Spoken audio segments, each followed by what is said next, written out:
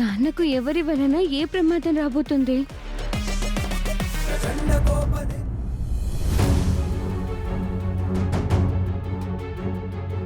బంగారు తల్లి, నువ్వింకా రెడీ కాలేదేంటి? కింద అందరూ వచ్చేశారు. నువ్వు కోరుకున్న విధంగా మీ నాన్న నానమ్మ వాళ్ళందరూ వచ్చారు. కాసేపట్లో ఫంక్షన్ మొదలు పెడదాం. అయినా ఏం ఆలోచిస్తున్నావు నువ్వు? నాన్నకు ఎలాంటి ప్రమాదం జరగకుండా చూసుకుంటానని అన్నావు కదా, ఏం చేయబోతున్నావు? నాకైతే భయంగా ఉందమ్మా. అమ్మవారి ముందుకు తీసుకెళ్లి బొట్టు పెట్టాను. నా మాంగళ్యంకు ఏమీ కాకూడదని వేడుకుంటూనే ఉన్నాను. మరోవైపు చిలకమ్మ కూడా ఏ వైపు నుంచైనా ప్రమాదం రాబోతే కనిపెట్టి చెబుతోంది. కంగారు పడకు. నువ్వైతే ధైర్యం చెప్తున్నావు, కానీ నా మనసు అయితే ఆందోళనగా ఉంది. అమ్మవారి మీద మనం భారం వేసిన ప్రతిసారి మనకి మంచి జరిగింది, కానీ చెడు జరగలేదమ్మా.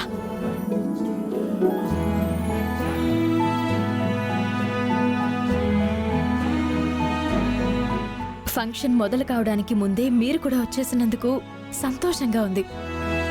మాయ విషయంలో జాగ్రత్తగా ఉండాలని మీతో చెప్పాను కదా, దాని మీదైతే మీరు 4 కళ్ళు వేసి ఉంచండి. మీతో ముఖ్యమైన విషయం చెప్పాలనే వచ్చామావనమ్మా. ఏదైనా ప్రమాదాన్ని కనిపెట్టారా? ఆ విషయమే చెప్తాను. అవునా? అయితే తొందరగా చెప్పు. నువ్వు అనుమానించిన విధంగానే జరుగుతుంది. చాలా పెద్ద ప్రమాదమే. శత్రువుల దగ్గర పురుడు పోసుకుంది.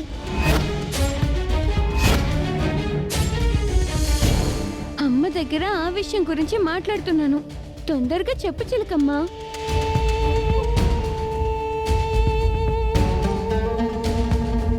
చెప్పమ్మా. రూపం మారిపోయింది. రూపం మారిపోవడం ఏంటి? రూపం మారిపోయింది. అక్షయ రూపమా? అవును, అర్చనగా ఉండేది అక్షయగా మారిపోయింది. అది కూడా సాక్షాత్తు అమ్మవారి సమక్షంలోనే మారిపోయింది. ఇప్పుడు ఆ విషయం గురించి ఎందుకు? రూపం రూపం మారిపోయిందమ్మా. అయ్యో చిలకమ్మ, పదే పదే అదే అంటున్నావెందుకు? ఆ విషయం వదిలే. అమ్మ అడిగిన దానికి సమాధానం చెప్పు. నాన్నకు జరగబోయే ప్రమాదం గురించి నీకేమైనా తెలుసా అని అడుగుతుంది. రూపం మారిపోయింది అక్షయ. ఏంటి నువ్వు? ఇవాళ ఏమైంది నీకు? ఆ ఒక్క మాట ఎందుకు అంటున్నావు? నీకు చక్కగా మాటలు వచ్చాయి కదా, క్లియర్గా మాట్లాడు. ఉన్నది ఉన్నట్టు చెప్పు. రూపం మారిపోయింది. అక్షయ, చిలకమ్మ చెప్పాలనుకుంటున్నది అదే, నీ రూపం మారిన విషయం గురించే. లేదమ్మా, తను ఇంకేదో చెప్పాలనుకుంటుంది. అలాంటప్పుడు చెప్పొచ్చు కదా. ఇక్కడ ఆపేవారు, అడ్డుకునేవారు, భయపెట్టేవారు ఎవరున్నారు? పదే పదే ఆ మాట అంటుంటే విసుగొస్తుంది, కోపం కూడా వస్తుంది. అసలే మనం కంగారులో ఉన్నాం. ఈ సమయంలో మనతో మాటలొచ్చిన చిలకమ్మ ఇలా ఆటలాడొచ్చా చెప్పు? చూడు, అమ్మకు కూడా కోపం తెప్పించావు. నేను ఈ ఒక్క మాట మాట్లాడగలుగుతున్నానేంటి? మిగిలిన మాటలు ఎందుకు బయటకు రావడం లేదు? అక్షయ, నువ్వింకా ఆలస్యం చేయకుండా తొందరగా బయలుదేరి వచ్చాయి, సరేనా?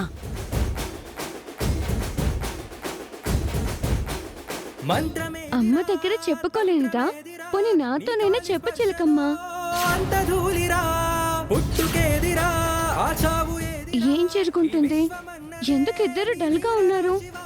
ఏం చెప్పాలనుకుంటుంది?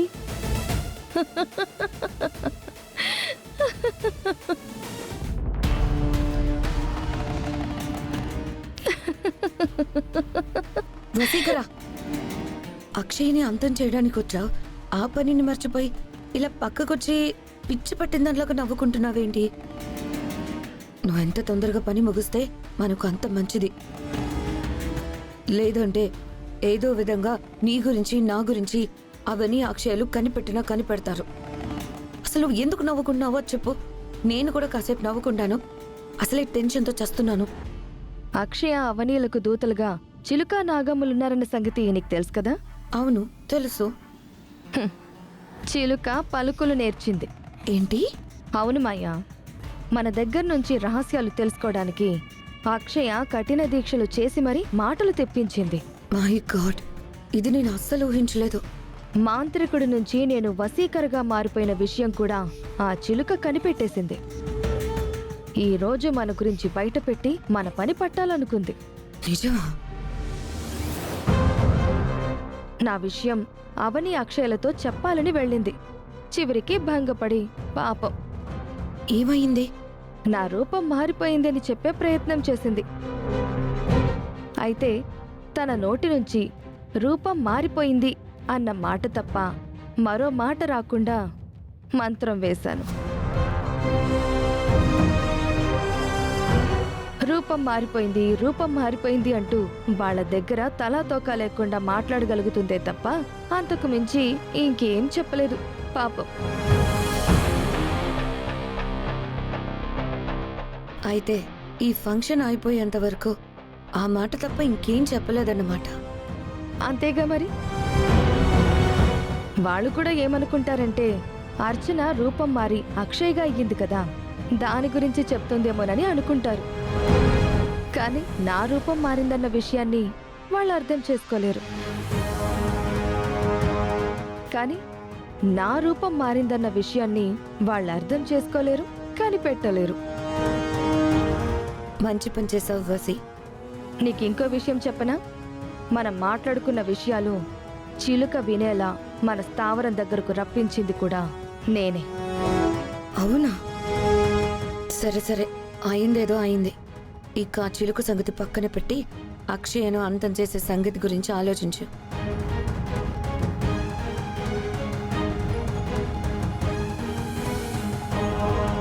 ఏం జరిగిందో తెలుసా నాగమ్మ? అవనమ్మ అక్షయల ముందు నేను మరో మాట మాట్లాడకుండా వశీకర రూపంలో ఉన్న ఆ మాంత్రికుడే చేశాడు.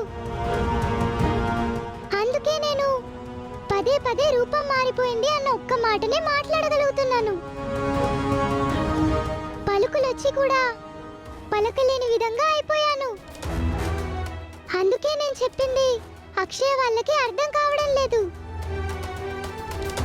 వేరే రకంగా అర్థమవుతుంది. అక్షయం చంపాలని వశీకర చూస్తుంది. ఆ విషయం తెలిసి కూడా నేను చెప్పలేకపోతున్నాను. అక్షయను వశీకర నుంచి ఎలా కాపాడాలి?